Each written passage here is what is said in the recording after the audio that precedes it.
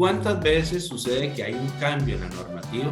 Entonces Pablo Camacho recibe la hoja y dice, sí, me afecta y me afecta en 3 o 4 puntos. Pero resulta que el alcance de eso era mucho más allá. Va a afectar al gobierno corporativo, al área de negocios de crédito. Puede ser que esto vaya a afectar al área de tecnología. Puede ser que afecte cualquier área de la entidad. Y entonces yo me quedé corto en el análisis. ¿La gestión de riesgos te parece algo complicado de entender? No te preocupes, en este podcast nos adentramos en el mundo de los riesgos con reconocidos invitados, para que conozcas de manera simple la gestión de riesgos mientras vas haciendo otras cosas. Pirani, protege lo que más importa. Bienvenidos y bienvenidas a nuestro podcast Escuela de Gestión de Riesgos de Pirani, el espacio donde vas a aprender sobre la gestión de riesgos de una manera simple y mientras estás haciendo otras cosas. Les saluda Nicole Alcózar del equipo de Pirani y les cuento que en este episodio tendremos un invitado especial desde Costa Rica. Se encuentra con nosotros Pablo Camacho, quien es experto en gestión integral de riesgos, auditoría interna, gobierno corporativo y compliance. Cuenta con más de 20 años de experiencia en el mundo de riesgos y actualmente es docente universitario, consultor internacional y auditor regional de riesgos para una institución financiera con presencia en 9 países de la región. Hola Pablo, ¿cómo estás? Bienvenido a nuestro podcast. Hola Nicole, muchísimas gracias por la oportunidad y pues bueno, siempre muy contento de hablar de temas de riesgos y más que todo de cumplimiento normativo, que es un tema que está muy de moda en donde las entidades tienen que hacer una gestión especial al respecto. Y justo hablando de eso, Pablo, pues en este episodio vamos a estar hablando del tema clave que es para cualquier organización, el famoso cumplimiento normativo. Pablo, ¿te parece si empezamos definiendo qué es el cumplimiento? Sí, claro. Vamos a ver, cuando hablamos de cumplimiento normativo podemos decir como un concepto muy generalizado, que es la forma que tienen las empresas de garantizar que todos los integrantes, desde empleados hasta accionistas y contratistas, proveedores, directores y demás, van a cumplir con las regulaciones a las que están sometidas las organizaciones. Y cuando hablamos de, vamos a ver, compromisos, regulaciones y todo esto, no se refiere únicamente a las que solicitan los entes reguladores, sino también a las propias destinadas a, qué sé yo, a cuestiones laborales, otras cuestiones de proveedores, ¿verdad? Acuerdos de niveles de servicio, por darte un ejemplo, temas relacionados con Hacienda, con Ministerio de Economía, ¿verdad? Cualquier tipo de situación que represente una obligación para la entidad. Otro tipo de obligación podría ser cumplimiento de algunos covenants con multilaterales, ¿verdad? Que nos ayudan para fondear, siendo esto definitivamente una cuestión meramente contractual, en temas de riesgo de crédito y demás, pero que aplica para compliance. Sin embargo, cuando hablamos de compliance, tenemos que hablar de varios otros temas. Y una de esas es de la cultura de riesgos. Y cuando hablamos de cultura de riesgos, hay varios temas que engloban lo que es cultura de riesgos, tales como la definición de un adecuado gobierno corporativo, que tenga políticas que asignen las responsabilidades de la administración de riesgos, definición del modelo de medición y evaluación en donde se establezcan el tamaño y tipología de riesgos, los escenarios de estrés y backtesting que se tienen que realizar, tipo de comunicación efectiva de los riesgos a los cuales está expuesta la entidad y la manera en cómo existe un ambiente de control para tener precisamente un control, valga la redundancia, desde el inicio de los procesos, identificar esos dueños de procesos, identificar desarrollo de controles que sean efectivos, que estén presentes, como lo dice COSO, ¿verdad? Tener estrategias de respuesta al control de riesgos, algunas cuestiones que sean coberturas y mitigación de riesgos, ¿verdad? Que eso podría inclusive hacer o dar un golpe de timón a lo que es el modelo de negocio que estableció una empresa. Muchas entidades tienen que cambiar sus modelos de negocio definitivamente por una gestión de riesgos adecuada, ¿verdad? Y bueno, también definir lo que es apetito de riesgo, umbrales, límites, planes de acción, seguimiento y el ajuste que eso requiere, ¿verdad? A través del tiempo, porque precisamente los procesos van cambiando. Definitivamente un proceso que se estableció hoy desde cero inicia, digamos que manualmente, pero en el tiempo podría ser que este proceso vaya semi-automatizándose o automatizándose del todo. Ya las personas que trabajan en este proceso son diferentes. Entonces, en ese sentido, podemos decir que los procesos cambian conforme va madurando la entidad. Por lo tanto, habría que hacer ajustes en estos procesos y evidentemente los riesgos inherentes pueden ser los mismos siempre, pueden adicionarse a otros, dependiendo de cómo quiera usted empezar a, digamos que, aumentar sus niveles de procesos o su alcance, público meta, no sé, y demás, ¿verdad? Entonces, en ese sentido, podría ser que necesites estar haciendo ajustes normalmente, ¿verdad? Otro tema es importantísimo, es sobre el proceso de administración integral de riesgos, ¿verdad? Que, bueno, ya eso todos los que gestionamos riesgos siempre lo sabemos, gestionar los famosos 5 verbos, que es identificar, medir, controlar, monitorear y comunicar, pero me quiero detener en la parte de comunicación, y es que en compliance, o en cumplimiento normativo, una parte esencial es la adecuada comunicación. Y creo que ahí es donde fallamos la mayoría de las entidades, porque los procesos de comunicación son a veces muy tímidos o se abusa demasiado del contenido intelectual de la comunicación. Entonces, por ahí alguien viene y habla de kurtosis y habla de heteroscedasticidad y homoscedasticidad, pero las personas no entienden, normalmente no todo el mundo entiende ese tipo de conceptos, entonces se pierde la comunicación y demás, ¿verdad? Y otro punto que es súper relevante, que vamos a ver que es parte de la integralidad de compliance. Bueno, ya mencionaba un poco temas de gobierno corporativo, en donde tiene que haber evidentemente una junta directiva que apruebe políticas, algunos tipos de manuales. Tienen que haber algunos otros entes establecidos a lo interno como comités de activos y pasivos, de auditoría, de cumplimiento, otros comités internos que formalmente se establezcan, que tienen que tener su reglamento y demás, ¿no? También lo que es los monitoreos de los proveedores outsourcing, y aquí hay un tema que aplica a la parte de cumplimiento normativo y es un punto de fallo muy normal, y es que cuando tercerizamos los servicios, pensamos que esos servicios tercerizados son responsabilidad de ese proveedor, y pues no, los riesgos siguen siendo responsabilidad de la entidad, ¿verdad? Entonces hay que hacer un monitoreo normalmente. ¿Qué es lo que se terceriza normalmente? Bueno, lo que es monitoreo de marca, los monitoreos de medios, ciberataques, todo lo que es relacionado con ciberseguridad, todos los temas relacionados con tecnología o temas legales, normalmente son tercerizados, pero siguen siendo estas empresas las responsables específicas de la gestión del riesgo y no el proveedor al cual se contrató. Un caso claro es cuando hablamos de una empresa de cobros, una agencia de cobros.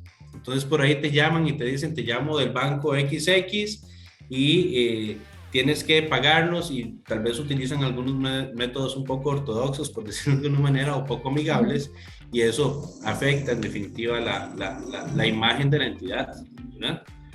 Bueno, pues tienen que haber protocolos y estamos clarísimos en eso. Y otro tema que sigue siendo relevante es la identificación de riesgos nuevos, que normalmente aplica cuando yo pues tengo procesos nuevos, o los procesos que tengo actualmente, como lo mencionaba antes, han ido evolucionando, entonces de cierta manera entran en otras instancias de riesgo que deben ser analizadas. Y también están los famosos riesgos emergentes. Y los riesgos emergentes, vamos a ver, no he identificado yo una normativa a nivel latinoamericano que indique que hay que hacer una gestión de riesgos emergentes.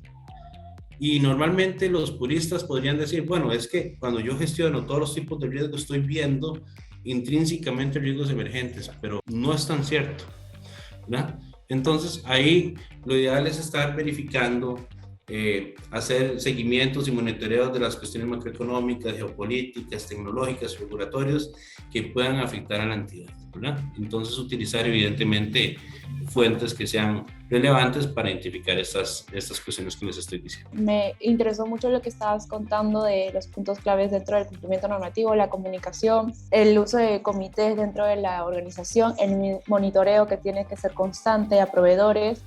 Y para profundizar eso, creo que podríamos hablar de cómo podemos generar una cultura de cumplimiento. Ya nos estabas contando un poco sobre lo necesario que es una cultura de riesgos en una empresa y bueno, ¿cómo podemos generar ahora una cultura de cumplimiento? Cuando hablamos evidentemente de cultura, estamos hablando de lo más difícil de gestionar en una entidad. A veces no es ni el propio riesgo como en sí mismo, sino la cultura. Y bueno, definitivamente tienen que haber programas de capacitación, ¿verdad? Boletines, digamos, como reviews que normalmente se hacen, comunicación, digamos, de cierta manera periódica, ¿verdad? Sin que sea muy técnica para que la gente empiece a generar un poquito más de cultura y conozca qué es lo que hace la unidad de riesgos. Y definitivamente también si lo que quieres es empezar a, digamos que especializar a las primeras líneas, a las líneas de negocio en temas de algún tipo de riesgo, pues emitirás comunicados con ese tipo, ¿verdad? de visión, ¿verdad? Específicamente, qué sé yo, riesgo de crédito o riesgos relacionados con lavado de activos y demás, pero la cultura es lo más difícil de trabajar, entonces hay que trabajarla desde las bases. Sin embargo, aquí hay otro tema muy relevante y cuando hablamos de cultura, hablamos evidentemente desde la junta directiva como tal, ¿verdad? A veces se dice que si desde la cabeza las cosas no están bien, pues probablemente las demás áreas no estén bien. Y creo que aquí es un tema relacionado a la parte de, evidentemente, cultura, pero más que todo de gobernanza, ¿verdad? Y entonces, cuando hablamos de gobernanza, los diferentes entes reguladores establecen las funciones y responsabilidades de la alta administración y la junta directiva como tal, y a veces considero que también ahí tenemos problemas, ¿verdad? Porque, digamos, no se asumen esas responsabilidades, no hay métodos de verificación de que esas responsabilidades y obligaciones estén realmente realizándose, ¿verdad? A veces las políticas se aprueban simplemente por un tema metodológico y demás, no se analizan. De repente usted le pregunta a un director de algún tipo de comité de esos que hemos conversado sobre algún tema específico de riesgos y tal vez no tenga el concepto tan claro. Entonces, cuando hablamos de cultura de riesgos y ya desde la cabeza estamos mal, yo creo que ahí ya hay un problema que atacar, ¿verdad? Y definitivamente lo que es todo lo que relacionado con la comunicación, sin que esa comunicación, como les digo, abuse de temas intelectuales, ¿verdad? En gran manera, en el sentido de no utilizar ese tipo de vocabulario como muy elevado. Entonces, también meterlo en un contexto adecuado. Por ahí un día esto leía en un periódico nacional que decía: se busca señora para cocinar a ancianos. Y todos entendemos el mensaje. Claro. Lo que está buscando era una persona que hiciera comida para los ancianos, pero en definitivo está mal utilizado. Entonces, por ahí decía: haré lo que pude. Y entonces usted dice: haré lo que pude. ¿En qué contexto? Haré el verbo arar, está bien dicho, no del verbo hacer. Entonces, a veces se utilizan los conceptos de manera inadecuada y eso genera ambigüedad en la comunicación. Y ahora, si es que hablamos del cumplimiento normativo y de las respectivas normas internas y externas que tiene, ¿cómo podemos garantizar el cumplimiento de estas normas en una organización?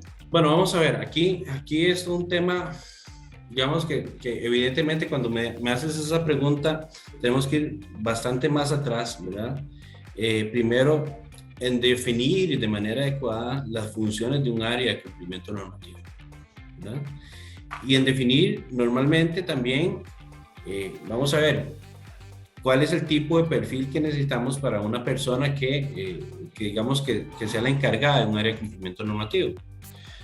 De los vicios que observamos normalmente, y se lo digo como auditor de varias entidades, es que a veces le entregan la gestión de cumplimiento normativo, digamos, a la persona que, lo voy a decir así de crudo, tal vez la que menos trabajo tiene, ¿verdad? Siendo que cumplimiento normativo, y te lo he comentado en algún momento, es uno de los riesgos que tiene mayor, digamos, ramificación en la gestión, ¿verdad? Es muy especializado, ¿verdad? O sea, el cumplimiento normativo ya forma parte de todas las organizaciones que tengan una vocación de éxito sostenible en el tiempo. O sea, entonces, una cultura organizacional que se base en la ética, en la integridad de la corporación es clave para que se sobreviva en un mundo tan competitivo con las regulaciones que son cada vez más estrictas, ¿verdad? Entonces, el cumplimiento... Y lo que me estás contando de que muchas empresas pues determinan a una persona con menos responsabilidades para ocupar esta área. ¿Lo ves en muchas empresas? ¿Es algo muy común que pasa? Porque si estamos hablando de eso es que, como tú estás diciendo, no hay cultura de riesgos en esa empresa, simplemente. No están conscientes de todo lo que hay detrás de hacer esta gestión de riesgos. Pues claro, claro. Y sí se observa bastante, sí se observa bastante.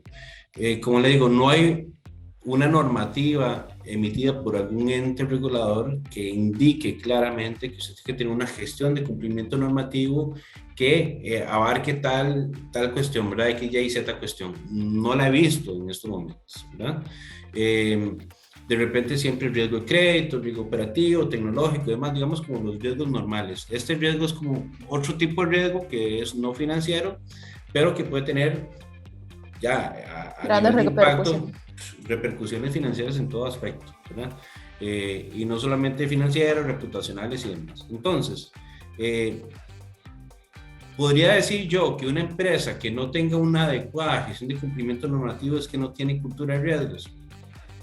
Podría estar en desacuerdo con esa aseveración, porque hay empresas que tienen digamos que un área de riesgos bastante madura, con modelos muy maduros, con personal muy, digamos, muy preparado, pero en cumplimiento normativo, como no es obligado en la mayoría de las legislaciones de nuestros países latinoamericanos, pues entonces no se le da tal vez la importancia que requiere, ¿verdad? Entonces, yo he visto, como digo yo, monstrillos raros. Veo por allá una persona de cumplimiento normativo que tiene a cargo el área de continuidad de negocios, del riesgo operativo, del gobierno corporativo, y hasta el riesgo tecnológico. O sea, el que se supone que gestiona el cumplimiento normativo tiene todas esas áreas a cargo, ¿verdad? Pero ¿por qué está a cargo? Bueno, entonces las respuestas que te dan es que, mire, es que estas áreas tienen que responder muchísimo al gobierno corporativo, a cumplimiento normativo, porque tienen que entregar demasiada información y demás. Pero yo podría hacerle la pregunta, ¿y riesgo de crédito no tiene que entregar muchísima información? Entonces también entreguen el riesgo de crédito y demás. Vamos a ver, en otros lados, lo que veo es que básicamente la persona que gestiona el cumplimiento normativo no tiene casi responsabilidades tampoco. Ya me voy al otro extremo. En el otro extremo es que simplemente es que tenga una matriz de cumplimiento normativo, que verifique que todas las actas estén con su adecuado, que estén firmadas y demás, digamos como un backup del área de gobierno corporativo, en fin, ¿verdad? O sea, la única normativa que existe, que es un marco regulatorio, que es el ISO, bueno, pues definitivamente ese sí establece claramente las pautas para gestionar adecuadamente el cumplimiento normativo, pero no, eso no existe, ¿verdad? Entonces, para garantizar un adecuado cumplimiento normativo, es correcto, es necesario, es imperante que estén definidas las funciones del área de compliance, ¿verdad? Y cuando hablamos de un área de compliance, y como parte importantísima del sistema integral de gestión de riesgos, tiene que tener, además de las funciones que ya conocemos, que es identificación, prevención y detección de riesgos, ¿verdad? Tiene que ser un área consultiva que asesore a la empresa sobre normas y controles, que interaccione adecuadamente con los entes reguladores. Digamos, en este sentido, el área de compliance tiene que garantizar una adecuada comunicación con los entes reguladores en tiempo y forma, ¿verdad? Y el back and forth de información tiene que ser en tiempo y forma de una manera, digamos, conciliatoria, ¿verdad? Además de esto, cuando hablamos también digamos, de la función de compliance, tiene que estar dotada de una autonomía suficiente para que pueda desarrollar sus procesos esenciales, ¿verdad? En tales efectos, entonces el órgano de administración de la entidad tiene que delegarle facultades y competencias suficientes para que los desarrolle de manera continua, sin precisar autorización, con objetividad, con imparcialidad, pero sobre todo con independencia, ¿verdad? Entonces, normalmente, un área de compliance en una entidad muy madura, que tenga una cultura de riesgos muy madura, y además de esto le gusta invertir en gestión de riesgos, normalmente lo que hace es que el área de compliance le reporte a junta directiva. Pero tal vez de los casos que hemos visto es que le reporta normalmente al gerente de riesgos, y el gerente de riesgos, siendo, digamos, poniéndolo un poquito más paupérrimo el caso, le reporta al gerente general. O el quien realiza compliance le reporta al gerente general. Entonces esa independencia, esa autonomía, pues es inexistente. Pablo, hablemos sobre los principales beneficios del cumplimiento normativo. Quiero indicar uno específico que, bueno, para mí es súper relevante. Y quienes nos están escuchando podrían estar de acuerdo con lo que yo voy a decir. ¿Cuántas veces sucede que hay un cambio en la normativa y entonces por ahí llega el cambio en la normativa y alguien lo lee en la entidad y dice, bueno, sí, esto puede afectar a Pablo Camacho? Y Pablo Camacho es gestor de riesgo de crédito. Y entonces Pablo Camacho recibe la hoja y dice, sí, me afecta en 3 o 4 puntos. Pero resulta que el alcance de eso era mucho más allá. Va a afectar al gobierno corporativo, va a afectar al área de negocios de crédito, ¿verdad? Entonces, definitivamente habría que hacer una modificación a las políticas de crédito. Puede ser que esto vaya a afectar al área de tecnología, ¿verdad? En cuanto al desarrollo, parametrización de los sistemas. Puede ser que afecte, a cualquier área de la entidad. Y entonces yo me quedé corto en el análisis. ¿Qué es lo correcto ahí? Bueno, ¿qué es una de las ventajas de tener un área de compliance?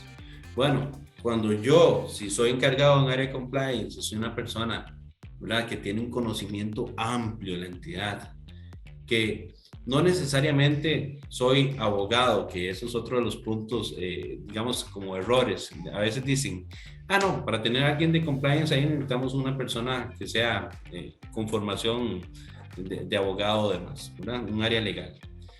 A veces se lo entregan al área legal también. Y los abogados pues están metidos también en la parte legal específicamente, no tanto en la parte financiera o de negocios. Entonces, cuando hablamos de alguien que gestione compliance, tiene que ser una persona con un conocimiento muy amplio del mercado en donde opera mi entidad, del tipo de negocio, el modelo de negocio y cuáles son las áreas de negocio que yo tengo, las áreas de gestión, ¿verdad? Entonces, en ese sentido yo diría, bueno, esta normativa puede afectar a 5 o 6 áreas. Entonces yo lo que hago es reuniones, ¿verdad?, como que si fuera un administrador del proyecto, buscando sus stakeholders, y empiezo a identificar cuáles son las ramificaciones de esta cuestión normativa que se está modificando para establecer, evidentemente, planes de acción.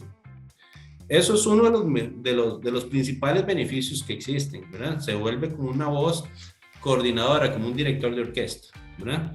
Pero otros beneficios es como evitar condenas penales para los empleados o accionistas de la empresa, ¿verdad?, al prevenir la comisión de delitos.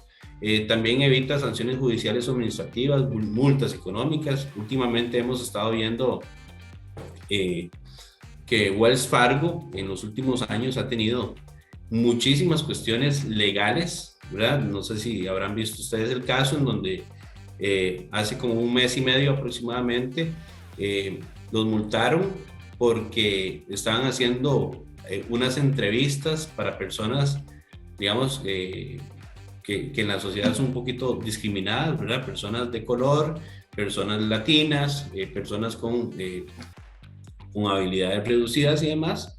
Entonces, lo que estaban haciendo eran simulaciones de entrevistas. O los llamaban, los entrevistaban, pero esas personas nunca iban a obtener ese puesto. Entonces, hicieron ese tipo de cuestiones y los multaron, ¿verdad? Eso es un tema de compliance, evidentemente, porque están violando una normativa o sea, en Estados Unidos que está establecida sobre la inclusión, ¿verdad? Ese tipo de análisis, digamos que normalmente no se hacen a nivel de gestión de riesgos, pero tal vez sí desde el área de compliance. Esto evidentemente tuvo un efecto sobre la reputación y, bueno, Wells Fargo tuvo una pérdida del 4% sobre el valor de sus acciones en una semana. Wow. Evidentemente todo esto mejora la reputación y competitividad de la organización, ¿verdad?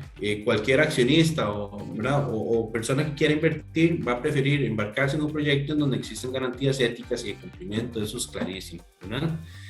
Luego también otro aspecto muy relevante es que se abarca el fraude interno mediante la creación e implementación de políticas y procedimientos o protocolos enfocados a luchar contra desviaciones materiales o engaños dentro de la empresa, ¿verdad?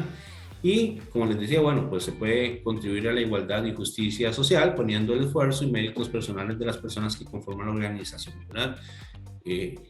Muchos casos que hemos visto también aquí en Centroamérica, qué sé yo, un director de alguna junta directiva de un banco, muy conocido el banco y muy conocido el director, fue acusado de abuso sexual, por darle un ejemplo. Entonces, claro, eso tiene un efecto directo sobre la reputación de la entidad. ¿Cómo es posible que contraten este tipo de directores, un miembro externo, ¿verdad? Bueno, después esa persona se logró demostrar que era una acusación infundada y demás. Pero bueno, cuando también metemos, digamos, parte de los beneficios es tener un adecuado sistema de ética dentro de la entidad, ¿verdad? Lo que llaman un whistleblower en Estados Unidos, que es tener canales de ética adecuados para que las personas puedan denunciar fraudes hasta los mismos clientes, y que en definitiva las personas, los colaboradores al interno puedan denunciar este tipo de cuestiones. Este fraude, esta cuestión de Wells Fargo que les hablaba a ustedes, eso fue denunciado al canal de ética de la entidad y nunca se hizo nada. Entonces, fue que una persona fue despedida de Wells Fargo y lo fue a avisar a las autoridades. Entonces, vean el alcance que esto puede tener. Increíble, qué tal repercusión. Si te está pareciendo interesante esta entrevista, no te puedes perder la segunda parte donde seguiremos conversando y profundizando en cumplimiento normativo con Pablo. Nos vemos.